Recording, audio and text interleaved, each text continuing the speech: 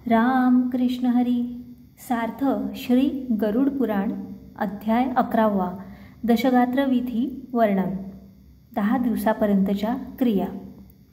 गरुडाने पुन्हा प्रश्न केला, केशवराज, तुम्ही मला दशगात्र विधीचे वर्णन करून सांगितले. आता तो विधी केल्याने कोणते फळ मिळते, तसाच निपुत्रिकासाठी हा विधी कुणी करावा ते सांगा. त्यावर श्रीमद भगवंत म्हणाले, हे गरुडा, जो विधी केल्याचे फळ म्हणून सत्पुत्र पित्याच्या ऋणातून मुक्त होतो, असा तो दशगात्र विधी मी सांगतो तो ऐक. प्रथम पुत्राने पितृविरहाच्या दुःखाला आवर घालावा. सात्विक वृत्ती धारण करून खंबीरपणे पित्यासाठी पिंड द्यावेत. त्यावेळी अजिबात रडू नये व आसवे ढाळू नयेत, कारण असे झाले तर त्या प्रेताला ते अश्रू व कफ वगैरे नाईलाजाने पिणे भाग पडते. म्हणून निष्फळ व निरर्थक विलाप करू नये. त्याचे कारण असे आहे की जरी मृत व्यक्तीसाठी रात्रंदिवस हजारो वर्षे रडत राहिले तरी ती व्यक्ती त्याच रूपात व त्याच देहात पुन्हा कधीही दिसणार नसते. जो जीव जन्मास येतो त्याचा मृत्यू होणे अटळ असते व मृत्यूनंतर त्याला नवीन देहात व नवीन नावरूपात जन्म मिळणे हे देखील निश्चित असते. तेव्हा बुद्धिवान व्यक्तीने मृतासाठी दुःख करू नये. मेलेली व्यक्ती ही पुन्हा त्याच रूपात व त्याच नावाने उत्पन्न होऊ शकेल असा कोणताही मानवी किंवा दैवी उपाय नाही. अटळ अशा घटना जर बदलणे शक्य असते तर नळराजा, दाशरथी राम, युधिष्ठिर राजा यांच्यासारख्यांना दुःख का भोगावे लागले असते. कुणीही दुसऱ्या कुणाची सोबत कायम करू शकत नसतो. जीवसुद्धा आपल्या शरीरात अनंतकाळ राहू शकत नाही. मग इतर संबंधितांची काय कथा. ज्याप्रमाणे प्रवासी लोक रस्त्यात सावलीसाठी वृक्षातळी विसावतात, गप्पा करतात, श्रमपरिहार झाला की उठून आपापल्या दिशेने निघून जातात, त्याचप्रमाणे देहधारी जीवांचा संबंधसुद्धा जगात तेवढ्यापुरताच तात्पुरता असतो. सकाळी उत्तम शिजवलेले अन्न सायंकाळी शिळे व निरुपयोगी होते. मग अन्नामुळे जो देह पोसला जातो तो तरी कायम एका अवस्थेत कसा राहू शकेल. तेव्हा विरहाच्या दुःखावर अशा प्रकारच्या विचारांचे औषधच उपयोगी आहे. म्हणून असे चिंतन करून अज्ञानामुळे होणारे दुःख आवरून पुत्राने पुढच्या क्रिया कराव्या. जर पुत्र नसला तर सुनेने क्रिया कराव्या. मृताची पत्नी नसली व पुत्र नसला तर सख्या भावाने कराव्या.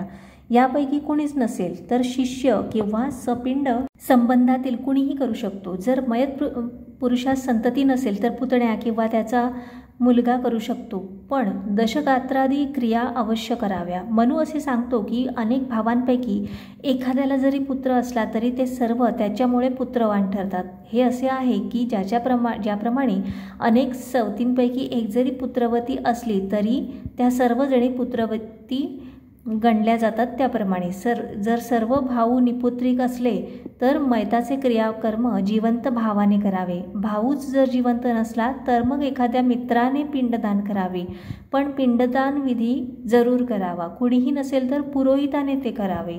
जे कोणी पुरुष अथवा स्त्री इष्टमित्राची क्रिया करतात ते अनाथ प्रेतसंस्कार केल्यामुळे कोटी यज्ञ केल्याचे फळ मिळवतात.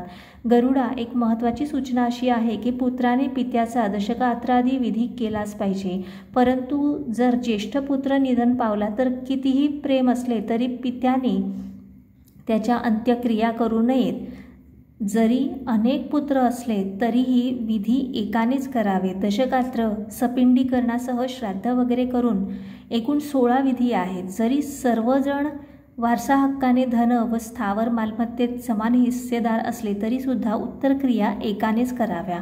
पुढे जर ते विभक्त राहत असले तर वर्षश्राद्ध वेगळे वेगळे करू शकतात. तात्पर्य असे की मृताचा दशगात्रादी सर्व क्रियासंस्कार ज्येष्ठ मुलाने श्रद्धाभक्तीने करावा.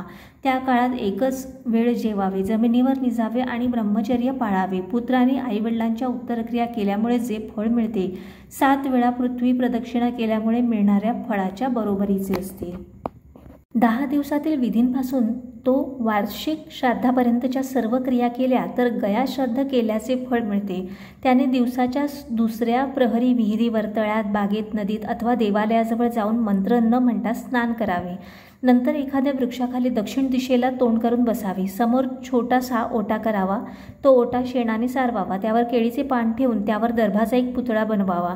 मग पाद्यपूजेसह यथासांग त्याची पूजा करावी. नंतर त्याच्या पुढ्यात दर्भ अंतरावे व त्यावर मृताचे नाव व गोत्र उच्चारून पिंड ठेवावा. पिंडासाठी भात अथवा यवाचे पीठ वापरावे. मग वाळा, माक्याचे फूल, अगरबत्ती, निरांजन, विडा व दक्षिणा ठेवावी. मग असे म्हणावे की अमुक नावाच्या प्रेताला मी या दिलेल्या सर्व वस्तू मिळव. तदनंतर दुधाने आणि पाण्याने तर्पण करावे. अन्न, वस्त्र, पाणी यांशिवाय आणखीही ज्या वस्तू मृताच्या नावासोबत प्रेत हा शब्द जोडून दिल्या जातात त्या मृतात्म्याला अमर्याद आनंद देतात. याच कारणामुळे स्मशानातल्या पहिल्या दिवसापासून तो सपिंडीकरण होईपर्यंत मेलेल्या व्यक्तीच्या स्त्री असो अथवा पुरुष नावासोबत प्रेत शब्द जोडावा. पहिल्या दिवशी विधीपूर्वक ज्या अन्नाचे पिंड दिले जाईल त्याच अन्नाचे पिंड पुढे विधीपूर्वक 9 दिवसापर्यंत द्यावे. 9व्या दिवशी सपिंडातील सर्व लोकांनी मेलेल्याला स्वर्ग मिळावा म्हणून तेलाने अभ्यंग करून स्नान करावे. हे स्नान घराबाहेर, नदीवर किंवा तळ्यात करावे. नंतर सोबत दुर्वा व लाह्या द्याव्यात आणि स्त्रिया पुढे व पुरुष मागे असे मृताच्या घरी जावे. तिथे त्या लाह्या व दुर्वा जमिनीवर ठेवून घरामधील लोकांना सांगावे की तुमच्या कुळाची वाढ दुर्वांसारखी आणि विकास लाह्यांप्रमाणे हो. गरुडा, त्यानंतर 10व्या दिवशी मांसाचे पिंड दिले जावेत. तथापि कलियुगात मांसाचा निषेध आहे म्हणून त्याऐवजी मांसान्नाचे म्हणजेच उडदाच्या पिंडाचे पिंड द्यावे. 10व्या दिवशी क्षौरविधी म्हणजेच डोक्यावरचे केस काढून व मुंडन चमनगोटा करावे. क्रिया करणाऱ्या पुत्रासहित सर्व बांधवांनी मुंडन करावे. 10 दिवस रोज एक ब्राह्मण जेवू घालावा. नंतर हात जोडून श्रीहरींचे स्मरण करून प्रार्थना करावी. ती अशी: आळशीच्या फुलांसारखी अंगकांती असलेल्या व पितांबर नेसलेल्या अच्युत अशा भगवान गोविंदाला जे लोक नमस्कार करतात त्यांना कदापि भीती वाटत नाही. हे आदी व अंत नसलेल्या व शंखचक्र आणि गदा हाती घेणाऱ्या अविनाशी कमळाच्या पाकळीसारखे डोळे असणाऱ्या देवा, या प्रेताला मुक्त कर, अशा अर्थाचा मूळ मंत्र श्राद्धाच्या शेवटी रोज म्हणावा. नंतर आंघोळ करावी व घरी जाऊन आधी गाईला खाऊ घालून मग जेवावे. अध्याय 11वा समाप्त. राम कृष्ण हरी.